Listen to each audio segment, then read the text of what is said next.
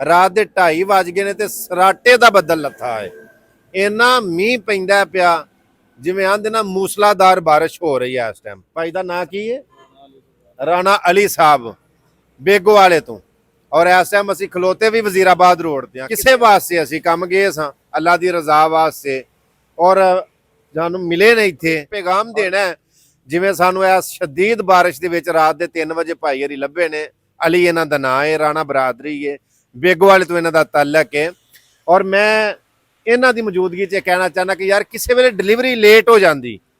For example ਗੱਡੀ ਦਾ tyre puncture ਹੋ ਗਿਆ, ਚੈਨ ਟੁੱਟ ਗਿਆ, ਜਾਂ ਕੋਈ ਮਾਮਲਾ ਬਣ ਗਿਆ, ਕੋਈ ਬੰਦਾ ਕਿਸੇ ਮਜਬੂਰੀ ਤੋਂ ਜਿਹੜਾ ਡਿਲੀਵਰੀ ਬੁਆਏ ਵੇ ਉਹ ਲੇਟ ਪਹੁੰਚਿਆ, ਅਗਲੇ ਜਿਹੜੇ ਨੇ ਉਹ ਪੁੱਛ ਲੈਣ ਪਹਿਲਾਂ ਕਿ ਬਈ ਇੰਨਾ ਟਾਈਮ ਹੁੰਦਾ, ਲੇਟ ਕਿਉਂ ਹੋਏ ਹੋ, ਬਦਤਮੀਜ਼ੀ ਨਾ ਕਰੋ। ਇਹ ਇਨਸਾਨ ਨੇ, ਹੱਕ ਹਲਾਲ ਦਾ ਰਿਜ਼ਕ ਕਮਾ ਰਹੇ ਨੇ। ਯਾਦ ਰੱਖਿਓ ਜੇ ਉਹ ਇਸ ਸਟੇਜ ਤੇ ਨੇ ਤੇ ਤੁਸੀਂ ਉਸ ਸਟੇਜ ਤੇ ਹੋ ਤੇ ਅੱਲਾਹ ਪਾਕ ਦੀ ਜ਼ਾਤ ਬੜੀ ਬੇਨਿਆਜ਼ ਹੈ। ਮੁਮਕਿਨ ਹੈ ਕਿ ਤੁਹਾਡਾ ਇਹ ਜਿਹੜਾ ਰਵੱਈਆ ਹੈ ਅੱਲਾਹ ਇਹਨੂੰ ਐਸਾ ਨਾ ਪਸੰਦ ਕਰੇ ਕਿ ਤੁਹਾਨੂੰ ਇਸ ਸਟੇਜ ਤੇ ਲੈ ਆਵੇ, ਇਹਨਾਂ ਨੂੰ ਉਸ ਸਟੇਜ ਤੇ ਲੈ ਜਾਏ, ਕਿਉਂਕਿ ਉਹ ਕਾਦਰ ਹੈ ਨਾ। ਔਰ ਅਗਲੀ ਗੱਲ, ਜਦੋਂ ਇਹ ਜਾਂਦੇ ਨੇ ਉਦੋਂ ਇਹਨਾਂ ਨੂੰ ਨਾ ਕੋਈ ਟਿਪ ਦੇ ਹੜਿਆ ਕਰੋ, ਕੋਈ ਪੈਸੇ ਦਿਆ ਕਰੋ, ਕੋਈ 100 ਰੁਪਇਆ 200 ਰੁਪਇਆ। ਮਿਸਾਲ ਤੌਰ ਤੇ ਤੁਸੀਂ 3000 ਦੀ ਡਿਲੀਵਰੀ ਮੰਗਾਈ, ਤੁਸੀਂ 1500 ਦੀ ਮੰਗਾਈ, ਤੁਸੀਂ 2000 ਦੀ ਮੰਗਾਈ, ਜੇ ਵਿੱਚ ਤੁਸੀਂ 100-150 ਦੇ ਛੜੋ ਤੇ ਫਰਕ ਨਹੀਂ ਪੈਂਦਾ ਯਾਰ, ਲੇਕਿਨ ਇਹਨਾਂ ਦੀ ਸਪੋਰਟ ਹੋ ਜਾਂਦੀ। ਯਾਦ ਰੱਖੋ ਮੰਗਣ ਵਾਲੇ ਨਹੀਂ ਕੰਮ ਕਰਦੇ ਨੇ ਪਏ, ਮਿਹਨਤ ਕਰਦੇ ਨੇ ਪਏ।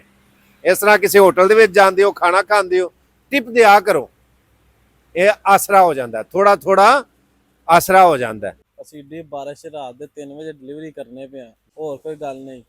ਐਸੇ ਵਾਸਤੇ ਨਿਕਲਿਆ ਕਿ ਯਾਰ ਸਾਡੇ ਘਰ ਦਾ ਚੁੱਲ੍ਹਾ ਮਲ ਜੇ ਬਸ, ਵਾਹ, ਹੋਰ ਕੋਈ ਮਸਲਾ ਵਾਹ ਨਹੀਂ। ਵਾਹ ਵਾਹ। ਇਸ ਹੋਰ ਕੀ, ਅੱਜ ਨੂੰ ਚੱਲ ਜਾਏ, ਕੱਲ ਨੂੰ ਚੱਲ ਜਾएंगे, ਕੋਈ ਅੱਲਾ ਸਾਰੇ ਜਾਣਾ ਸਾਰੇ ਨਹੀਂ ਹੈ। ਤੇ ਸਦਾ ਕੋਈ ਨਹੀਂ ਰਿਹਾ ਇੱਥੇ। ਇਹ ਹੀ ਹੈ ਕਿ ਪਿੱਛੇ ਯਾਰ ਮਾਪਿਆਂ ਨੂੰ, ਕੋਈ ਭੈਣ ਭਰਾ ਨੂੰ ਕੋਈ ਖਵਾ ਦੇਈਏ ਯਾਰ, ਵਾਹ ਵਾਹ। ਘਰ ਦਾ ਚੁੱਲ੍ਹਾ ਚਲਾਈਦਾ ਬਸ, ਹੋਰ ਕੁਛ ਨਹੀਂ। 100-200 ਨਾਲ ਕੋਈ ਫਰਕ ਨਹੀਂ ਪੈਂਦਾ ਅਗਲੇ ਦਾ। ਬਸ ਜੀ ਇਹ ਹੀ ਹੈ ਕਿ ਲਓ ਜੀ, ਉਹਨਾਂ ਨੇ ਪੈਗਾਮ ਆਪਣਾ ਦਿੱਤਾ, ਆਪਣੀ ਉਹਨਾਂ ਦਿਲ ਦੀ ਬਾਤ ਕਹੀ ਹੈ ਕਿ ਜਿਹੜੀ ਮੈਂ ਗੱਲ ਕੀਤੀ ਹੈ ਉਹੀ ਉਹਨਾਂ ਦੇ ਦਿਲ ਦੀ ਬਾਤ ਹੈ ਕਿ ਯਾਰ ਸਪੋਰਟ ਕਰਨੀ ਚਾਹੀਦੀ। ਵੇਖੋ ਅਸੀਂ ਐਸੇ ਲੋਕ ਹਾਂ, ਐਸੇ ਮੁਆਸ਼ਰੇ ਦੇ ਵਿੱਚ ਅਸੀਂ ਰਹਿੰਦੇ ਹਾਂ ਕਿ ਮੰਗਣ ਵਾਲੇ ਨੂੰ ਅਸੀਂ 20 ਰੁਪਏ 50 ਰੁਪਏ ਦੇ ਛੜਾਂਗੇ, ਲੇਕਿਨ ਦਿਹਾੜੀ ਕਰਨ ਵਾਲੇ ਨੂੰ ਅਸੀਂ ਨਾ ਹਕਾਰਤ ਦੀ ਨਿਗਾਹ ਨਾਲ ਵੇਖਾਂਗੇ ਕਿ ਇਹ ਗਟਰ ਸਾਫ਼ ਕਰਦਾ ਪਿਆ, ਇਹ ਨਾਲੀਆਂ ਸਾਫ਼ ਕਰਦਾ ਪਿਆ, ਇਹ ਦਿਹਾੜੀ ਲਾਉਂਦਾ ਪਿਆ। ਮੰਗਣ ਵਾਲੇ ਨੂੰ ਦੇ ਛੜਾਂਗੇ, ਕੰਮ ਕਰਨ ਵਾਲੇ ਨੂੰ, ਮਿਹਨਤੀ ਬੰਦੇ ਨੂੰ ਅਸੀਂ ਹਕਾਰਤ ਦੀ ਨਿਗਾਹ ਨਾਲ ਵੇਖਾਂਗੇ। ਇਸੇ ਵਜ੍ਹਾ ਤੋਂ ਅਸੀਂ ਜ਼ਵਾਲ ਪਜ਼ੀਰ ਹਾਂ। ਸੋ ਮਿਹਨਤ ਕਰਨ ਵਾਲਾ ਅੱਲਾ ਦਾ ਦੋਸਤ ਹੁੰਦਾ, ਇਹਨਾਂ ਦੀ ਸਪੋਰਟ ਕਰਨੀ ਚਾਹੀਦੀ ਹੈ। ਦੁਆਵਾਂ 'ਚ ਯਾਦ ਰੱਖਿਓ। ਮਿਲਣੇ ਇੱਕ ਨਵੇਂ ਪੈਗਾਮ ਦੇ ਨਾਲ। ਅੱਲਾ ਸੋਹਣੇ ਦੇ ਵਾਲੇ। अस्सलाम वालेकुम रहमतुल्लाहि व बरकातहू।